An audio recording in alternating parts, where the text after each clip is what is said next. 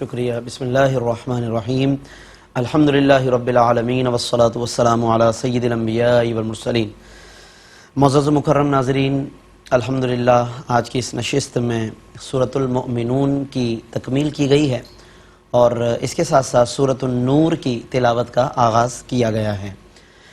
ناظرین، سورۃ المؤمنون کے جس کے متعلق کل کی تلاوت میں کچھ تفسیر بیان کی گئی، تو جب ہم سورۃ المؤمنون کی مزید اگلی آیت یعنی آیت 78 سے اختتام تک جب ہم مطالعہ کرتے ہیں تو اس میں بھی ہمیں کئی مضامین نظر آتے ہیں، خصوصاً جب ہم ابتدا اگر کریں 5ویں رکوع کی اور آیت 78 کی، تو ہمیں اللہ رب العالمین نے کچھ نعمتوں کا اس میں ذکر فرمایا ہے اور اپنے بندوں کو اپنی طرف توجہ دلائی ہے، خصوصاً اس لیے بھی کہ یہ سورت جس معاشرے میں جس ماحول میں نازل ہوئی، بت پرستی کا وہ ماحول، اور کفار بات بات پر اپنے بتوں کی طرف رجوع کر رہے ہیں، بتوں کی عبادت کر رہے ہیں، اور ایسے میں سرکار دو عالم صلی اللہ علیہ وسلم لوگوں کو توحید کا درس دے رہے ہیں، رسالت کی بات بتا رہے ہیں اور اللہ عز و جل کی اہمیت، اللہ عز و جل کی عبادت کی اہمیت بتا رہے ہیں۔ ایسے میں جب قرآن نازل ہوتا ہے، مکی صورتیں نازل ہوتی ہیں، تو ان میں ہمیں جگہ جگہ اس طرح کے مضامین نظر آتے ہیں کہ جس میں بت پرستی کا رد ہے اور اللہ عز و جل کی نعمتوں سے وجود باری تعالیٰ پر اور اللہ عز و جل کی قدرت پر استدلال کر کے انہیں سمجھایا جا رہا ہے، انہیں دعوت دی جا رہی ہے۔ تو جب ہم آیت 78 پڑھتے ہیں تو اس میں صاف صاف فرمایا کہ وَهُوَ الَّذِي أَنشَأَ لَكُمُ السَّمْعَ وَالْأَبْصَارَ وَالْأَفْئِدَةَ، وہ اللہ ہی ہے کہ جس نے تمہارے لیے سمع و بصر اور دل پیدا فرمائے، یعنی سماعت کی تمہیں اللہ نے نعمت و قوت عطا فرمائی کہ جس کے ذریعے سے تم سنتے ہو، اللہ نے بصارت کی تمہیں نعمت عطا فرمائی کہ جس کے ذریعے سے انسان دیکھنے کی کا جو فائدہ ہے وہ حاصل کرتے ہیں، اور والافئدہ، افئدہ ویسے تو دل کو کہتے ہیں، یہاں قوت غور و فکر مراد ہے کہ اللہ نے غور و فکر کی تمہیں صلاحیت عطا فرمائی، لیکن اس کے ساتھ ہی اللہ نے یہ بھی فرما دیا قلیلا ما تشکرون، بہت کم تم لوگ شکر ادا کرتے ہو، یعنی ان نعمتوں کا صحیح استعمال، ان نعمتوں کی قدر یہ بہت کم نظر آئے گی۔ آج کے معاشرے میں بھی ہم دیکھ لیں کہ اللہ نے سمع و بصر، غور و فکر ہر شخص کو عطا فرمائی، لیکن اس سماعت سے کیا سن رہے ہیں ہم، یہ اگر ہر شخص غور کرے تو اسے واضح ہو جائے گا کہ میں کتنا اس نعمت کی قدر کر رہا ہوں۔ بصارت اللہ نے سب کو دی، دیکھنا، لیکن دیکھنے میں کیا کیا ہم دیکھ رہے ہیں، اللہ راضی ہے یا نہیں، اس پر ہم کوئی غور نہیں کرتے۔ اسی طرح غور و فکر کی جو صلاحیت ہے عقل کی، تو اس میں بھی اسی طرح، اس لیے ناظرین اللہ نے قلیلا ما تشکرون فرمایا کہ بہت کم تم شکر گزاری کرتے ہو۔ پھر اس کے بعد کفار کا جو نظریہ تھا بت پرستی کا، اس کو رد کرنے کے لیے کچھ ان سے سوالات کیے گئے۔ آیت 85 میں اور 89 تک اگر ہم دیکھیں تو قل لمن الارض ومن فیہا، محبوب آپ ان سے فرمائیے، پوچھیے لمن الارض ومن فیہا کہ جو کچھ زمین میں ہے یہ کس کے لیے ہے، سیقولون للہ، وہ کہیں گے اللہ ہی کے لیے ہے، مگر پھر بھی عبادت جو ہے وہ بتوں کی کرتے ہیں، یہ ان کو اشارہ دیا جا رہا ہے۔ قل من رب السماوات السبع ورب العرش العظیم، کون ہے ساتوں آسمانوں کا رب اور عرش عظیم کا رب، سیقولون للہ، وہ کہیں گے کہ اللہ ہی ہے۔ پھر قل افلا تتقون، کیوں نہیں ڈرتے اس سے، قل من بیدہ ملکوت کل شیء وہو یجیر ولا یجار علیہ، یہاں پر بھی ایک سوال کیا جا رہا ہے کہ کس کے ہاتھ میں ہے تمام چیزوں کی بادشاہی، وہی کہیں گے کہ اللہ ہی کے لیے، تو قل فانا تسحرون، تو پھر کیوں تم دھوکے میں ہو، یہ انہیں بار بار سوالات کر کے تنبیہ کی جا رہی ہے کہ تمہارا یہ کیا عجیب نظریہ ہے کہ یہ ساری باتوں میں اقرار اللہ کا کر رہے ہو، مگر عبادت کی بات آتی ہے تو پھر بتوں کے آگے سجدہ، بتوں کے آگے عبادت۔ وہاں اسلام نے ہمیں درس دیا ہے کہ سجدہ اور عبادت صرف اور صرف اللہ ہی کی ہوگی، اور ناظرین یہی وہ نقطہ ہے کہ اگر بندے میں یہ جاگزیں ہو جائے تو وہ شرک سے بچ جاتا ہے۔ آج ہم جب اہل ایمان کو سمجھاتے ہیں توحید اور شرک کا فرق، تو اس میں یہ نقطہ بہت مرکزی ہے کہ ایک صاحب ایمان کے موحد ہونے کے لیے، اس کے ثبوت کے لیے اتنا کافی ہے کہ وہ عبادت کے لائق صرف اللہ ہی کو سمجھتا ہو۔ یہ بہت بنیادی نقطہ ہے، بہت سے لوگ اس میں نہیں سمجھ پاتے، غلط فہمی کا شکار ہو جاتے ہیں اور بعض چیزوں کو وہ شرک سمجھ بیٹھتے ہیں یا شرک سے جوڑ دیتے ہیں۔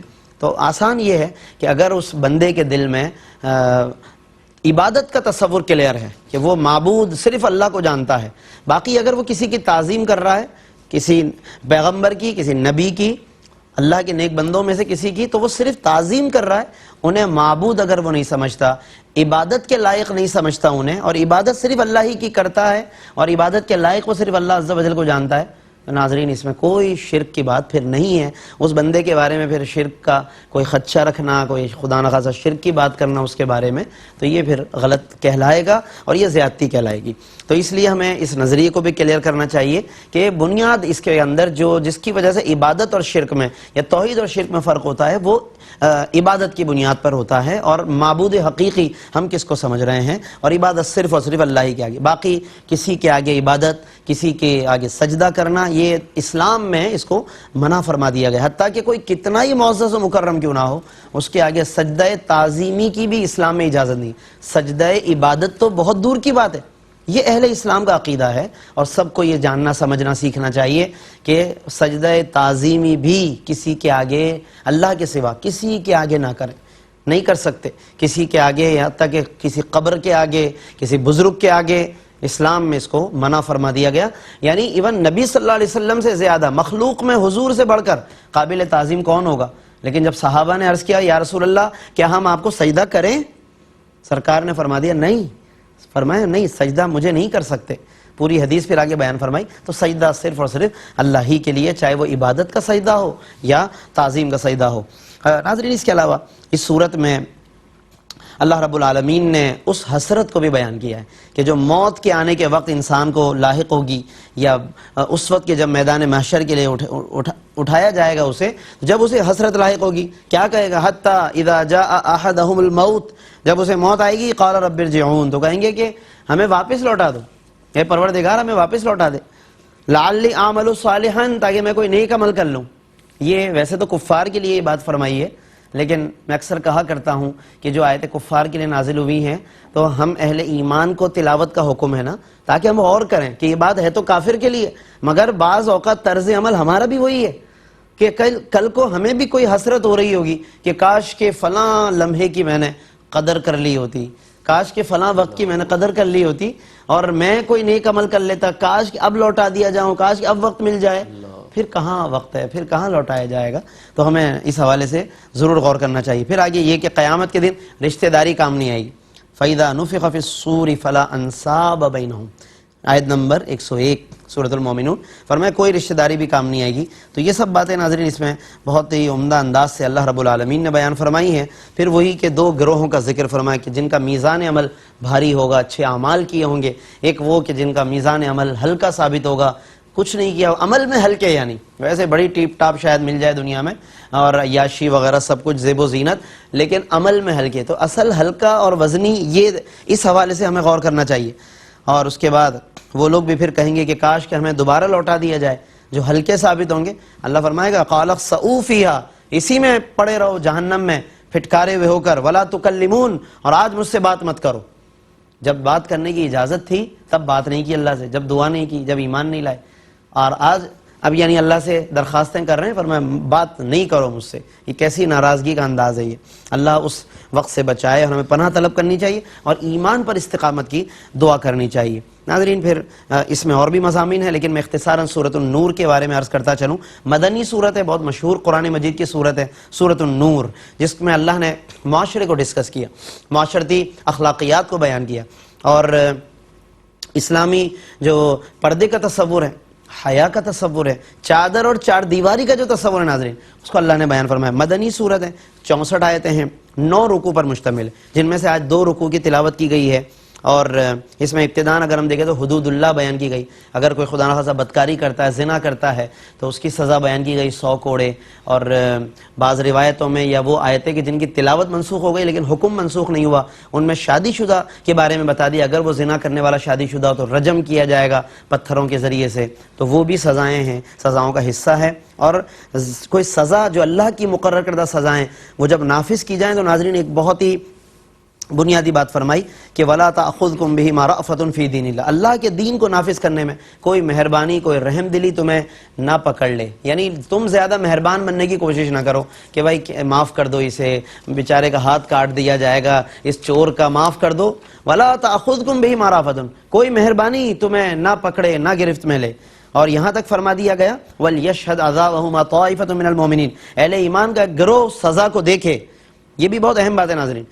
آج کل کوئی سزا کے بارے میں بات آتی ہے کہ جی چھپ کر دیں, سب کے سامنے دیں, تو اگر ایسی سزا ہے کہ جس کو واقعی عبرتناک سزا کہتے ہیں اور عبرت کا نشان اس کو بنانا ہے، تو قرآن نے پہلے ہی فرما دیا وَلْيَشْهَدْ عَذَابَهُمَا طَائِفَةٌ، اس زنا کرنے والے اور والی کی سزا کو ایک طائفہ مومنین مشاہدہ کرے تاکہ سب کو عبرت حاصل ہو.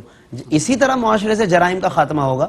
تو یہ بات بہت اہم ہے جو قرآن کا ایک اصول ہے جو بتایا گیا. حد قذف بتائی گئی ناظرین، جو کسی پر غلط الزام لگائے، بدکاری کا الزام لگائے، جھوٹا الزام، فرمایا کہ اس کو 80 کوڑے لگاؤ. تو 80 کوڑوں کا بھی ذکر آج کی تلاوت میں آیا. اس کے علاوہ ناظرین اس میں لعان کا حکم بھی آیا کہ کوئی مرد اور عورت یعنی کہ شوہر جو اپنی بیوی پر بدکاری کا الزام لگا دے تو پھر اس کے لیے وہ ایک لعان ہوتا ہے، یعنی دونوں ایک دوسرے کے لیے قسم کھاتے ہیں. شوہر 4 دفعہ شہادت کا لفظ کہہ کر اپنی پاکیزگی کو بیان کرتا ہے، اور 5ویں میں یہ کہ وہ اس طرح بیان کرتا ہے کہ اگر میں ایسا ہوں تو اللہ کی لعنت، یعنی میں جھوٹا ہوں اپنے اس دعوے میں تو اللہ تبارک و تعالیٰ کی لعنت. تو پھر عورت جو ہے شہادت کا 4 مرتبہ لفظ کہہ کر وہ اپنی سچائی کو بیان کرتی ہے، اور اگر یہ کہ شوہر سچا ہو اس معاملے میں اور میں یعنی کہ جھوٹی ہوں اور اس الزام کو نہ ماننے میں، اور شوہر سچا ہے تو پھر اللہ کا غضب ہو. یہ ایک لعان کا پورا ایک تصور ہے اسلام میں، اور اگر کبھی اس کی ضرورت ہو تو فقہی مسائل کی طرف ہم توجہ کر سکتے ہیں. باقی ناظرین آخری بات یہ کہ واقعہ افک ایک بہت تاریخی واقعہ ہے. سیدہ ام المومنین عائشہ صدیقہ رضی اللہ تعالیٰ عنہ کی ذات پر ایک الزام لگایا گیا اور اس کی پاکیزگی اللہ نے نازل فرمائی ہے.